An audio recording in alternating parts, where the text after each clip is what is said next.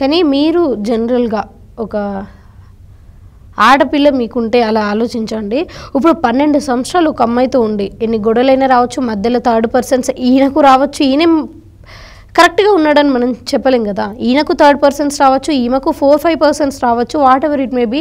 వీళ్ళు 12 సంవత్సరాలు ఉన్నారు అంటే కంపల్సరీ ఇప్పుడు లావణ్య వాళ్ళ పేరెంట్స్ కూడా ఎంతో కొంత అమౌంట్ అయితే ఈయన ఎదగడానికి పెట్టిండ్లు అని తనే ఒప్పుకున్నాడు రాస్తారని. ఆయన ఎప్పుడు ఒప్పుకోలేదు.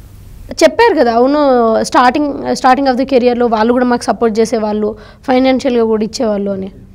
సో ఫైనాన్షియల్గా అసలు సపోర్ట్ చేయలేదంటారా 12 సంవత్సరాలలో కూడా? వాళ్ళు ఎందుకు సపోర్ట్ చేస్తారమ్మా? వాళ్ళ దగ్గర ఏమున్నాయని సపోర్ట్ చేయడానికి? వాళ్ళిద్దరు కలిసి ఉన్నప్పుడు, వాళ్ళిద్దరు కలిసి ఉన్నప్పుడే ఈయన డబ్బులతో ఉండడం తప్ప, ఈయన దగ్గర నుంచి డబ్బులు తీసుకొని అక్కడ ఇవ్వడం తప్ప ఆవిడ ఈయనకి ఎందుకు ఇస్తుంది? సరే, అయితే లావణ్య మూవీస్ చేయొద్దు అని అని ఇంకొకటి 12 ఏళ్ళు అంటారు. 12 ఏళ్ళు కాదు, కరెక్ట్గా 2 ఏళ్ళు 1 సంవత్సరం. 2014లో వీళ్ళు పరిచయం. 2015 ఎండింగ్లో కల్లా చింటూ వచ్చేసాడు. ఆ 1 year ఈవిడ బయట కలరింగ్ 12 ఏళ్ళు అంటే ఏ రేంజ్లో చెప్పారంటే ఇవాళ మీరు కూడా 12 ఏళ్ళు అనుకుంటున్నారు. Absolutely that. మీరే రేంజ్ లో చెప్తున్నారంటే దగ్గర కూర్చోబెట్టుకొని రాస్తారు ఇవన్నీ మీకు చెప్పినట్టు చెప్తున్నారు.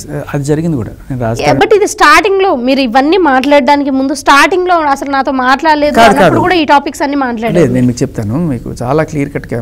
అంటే 12 ఏళ్ళు అంటే మనం ఇదే జస్ట్ నోట్ మాట అయిపోతుంది తప్ప. రాజస్థాన్ ఉయ్యాల జంపాల వచ్చిన తర్వాత అప్పట్లో ఈయన హైదరాబాద్కి వచ్చినప్పుడు షెల్టర్ కోసం సరే ఈవిడ పక్క రూమ్ ఏదో ఉంటే, ఈవిడ అప్పుడు ఆల్రెడీ ఇంకో సమ్ ఈవిడ ఎక్స్తో ఉంటున్నది. పేర్లు ఎందుకులేండి వాళ్ళవి. వాళ్ళతో ఉంటూ ఆ పక్క రూమ్ ఖాళీగా ఉంది, నేను ఇప్పిస్తా అని చెప్పి రాస్తారు. నేను ఇచ్చిన తర్వాత ఆ బాయ్ ఫ్రెండ్ ఎవరైతే ఉన్నాడో అప్పటి లావణ్య ఎక్స్ అనుకునే ఆయన ఈయన్ని రాస్తాడంతో గొడవ పడ్డాడని రాస్తాడు నాకు చెప్పాడు. కొట్టాడు, అంతవరకు వచ్చిన తర్వాత నేను అక్కడి నుంచి వెళ్ళిపోయానని చెప్పి. తర్వాత ఉయ్యాల జంపాల సూపర్ హిట్ అయిన తర్వాత అప్పుడు ఒకనొక దీంట్లో ఈవిడ వచ్చి నేను గుర్తున్నానా అప్పుడు నీకు షెల్టర్ ఇచ్చాను అని చెప్పి అప్పుడు అలా మామూలుగా అంతకుముందు ఓన్లీ ఫేస్బుక్ హాయ్ బాయ్ పరిచయాలు, ఈ షార్ట్ ఫిల్మ్స్ తీసినప్పుడు అవి తప్ప అలా పరిచయం. ఆ 2014 జనవరి 1 పార్టీలోనే వీళ్ళు కలుసుకోవడం తర్వాత సరే ఇప్పుడు అలా వచ్చింది. మీకు చెప్తా, 2015 ఎండింగ్కి మీరు యూట్యూబ్లో ఒక షార్ట్ ఫిల్మ్ ఉంది, దాని పేరు మా దేవదాస్కి మళ్ళీ పెళ్ళైందో ఏదో ఉంది. దాంట్లో చింటూ ఉంటాడు. చింటూ ఈవిడ దాంట్లో రొమాంటిక్ సీన్లు సరే సీన్స్ పరంగా చేసింది అనుకుందాం ఆవిడ.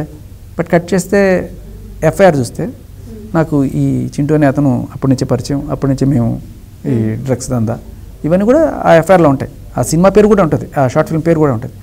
సో ఎట్టి చూసినా 2015కే చింటూ ఉన్నాడు. పోనీ మీరు చెప్పిన దాని ప్రకారం రాజస్థాన్ ఎప్పుడు ఉన్నాడు?